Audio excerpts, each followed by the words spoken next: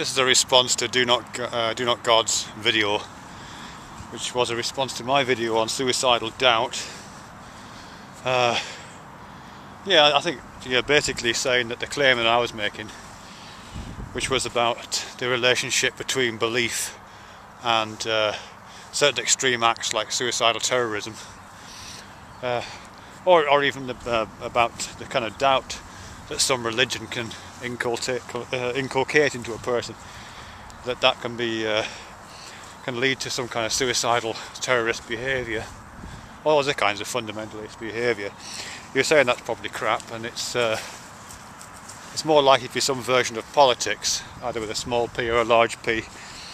So it might be, you know, something like as simple as self-preservation, or it might be a part of some kind of military offensive, or it might be you know, an act of more kind of primordial revenge or something, I guess. But those kind of interpersonal or political acts, rather than one motivated by the complexities of religious belief or the uncertainties of doubt that religion might produce. I think you've completely got a point there. I think obviously religion isn't the only game in town. There's lots of reasons why a person might fly a plane into a building, or put a bomb on a bus or something like that, or strap on a suicide vest. And I suspect a large part of it is just going with the flow. You know, I'm sure, I mean, obviously I've never been involved in anything to that extent. No, I suppose very many people have, but I've certainly been involved in stupid situations where you just go, you know, with a group of people, and you just do the next thing that seems logical at the time. I'm reading this really disturbing book right now, actually, called The Monster and the Angel, which is talking about that. And it just gives this account at the beginning about this guy. It's somebody famous, actually. I can't remember who it is now. Toni Morrison? No, it can't be Toni Morrison. She's not a guy. But it's talking about this experience this person had when they were a teenager, and they worked in the butcher's shop. One day, all the men in the shop go into the back room and wait. And one of the women comes into the back room of the shop, and without saying a word, they close the door, drag her onto one of the tables, and then the guy who's like the kind of ringleader of this group of men just kind of fumbles under her dress for a minute and laughs about it, and then they let her up, and they all go about their business.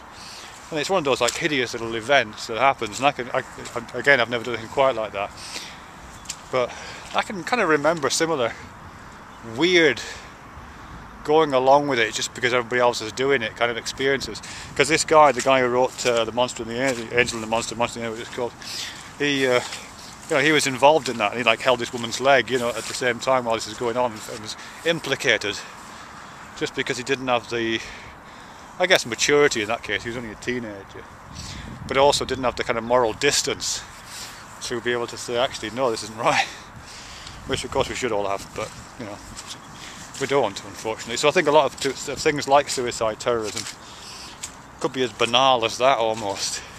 But just to return to this point that you're making, which is right, you know, about politics, I'm just not sure there's such a distinction between the urgings of and the beliefs and doubts that populate religions, and the similar kinds of urgings and the similar kinds of beliefs and doubt that populate certain kinds of politics. And certainly in some societies, I don't think ours is one of them, yours is one of them, but certainly some societies there's no distinction. You know, the Arab states, those things are very intertwined, and you can't separate religion and politics in any meaningful way, really. But I think even in secular societies, a lot of politics is driven by the same kinds of forces, or at least ideologies and dogmas associated with ideologies. I mean, you know, when I was talking about in that previous video about how at least some of the story that was driving suicide terrorists was the story of an afterlife and the various numbers of virgins that you might meet when you get there, even if they don't believe it, or perhaps because they don't believe it, it's a driving force. I mean, for me, that's a kind of a dream, which isn't so dissimilar to the kind of dreams that some political ideologies hold up. I mean, look at the dream of, you know, Marxism, which led ultimately to the kind of Stalinist excesses and the Stalinist nonsense that went on in the Soviet Union in the middle of the 20th century. I mean, that was a dream of a certain kind of society, which from this distance we can see was a bit of a myth. You know, or at least feels like it now. At least I'm not sure it is a complete myth, but it certainly feels like it. It feels like an unachievable dream. But for the people who are trying to steer towards that dream, it was either achievable and they believed in it and they did what they did because, you know, and I'm talking about the pogroms that went on during Stalin. They either believed in it and all those excesses were in pursuit of the belief, or else they doubted it and those excesses were just like the religious doubt I talked about beforehand, were actually, you know, the excesses were strengthened because of those beliefs. You know, all those 5-year plans, the great plans of these harvests that would be, you know, you're getting 2 crops per year, you know, all that ridiculous Lysenkoist biology that was driving all that. The more failures they had, the more the crops withered in the fields, the more they redoubled their efforts to prove that it was possible, even in the face of the evidence that it wasn't bloody working. So I think there is a sense in which there's a dream attached to it. Even it's not the dream of an afterlife and 72 virgins. It's the dream of a kind of heaven on earth, a utopian society, which is ignoring the facts around you and the means by which that has to be at least either aimed towards or denied.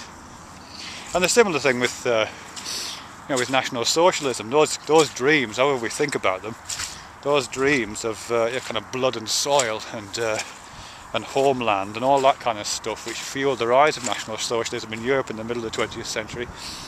Again, that was a dream not so different to the kinds of dreams of an afterlife. And again, you know, like the afterlife dreams, the more it becomes obvious that the dream is not bloody working, and the dream is myth, and it's all fake, and it's not true, the more that evidence becomes available, the more you have to pursue it ideologically. You know, the more Jews got thrown onto the fire to demonstrate, you know, the proof of Mein Kampf, really, in that case, you know, to keep resisting the evidence that it was a shit system and a really bad idea. And I think it's also part of the kind of morality of ideology. You know, I mean, if you're a politician and you're a pragmatist, if you listen to the evidence and change your mind because the evidence changes, you know, that's a bad thing. That's called flip-flopping. You know, you're supposed to stick to your guns as a politician, and indeed as a military leader. You're supposed to stick to the guns even if the evidence of a failing campaign or a failing ideology are all around you. Your strength of character as a politician and as a military man are shown by your ability to resist doubt and to keep pursuing the dream of final victory and final solution and final some final dawn, some final utopia. I don't know. So I'm not sure that different, really. I think there's some similarities. Clearly, obviously, I'm probably oversimplifying, I'm probably making some mistakes, but it seems to me there's some similarities there. And yeah, I hope that makes some kind of sense.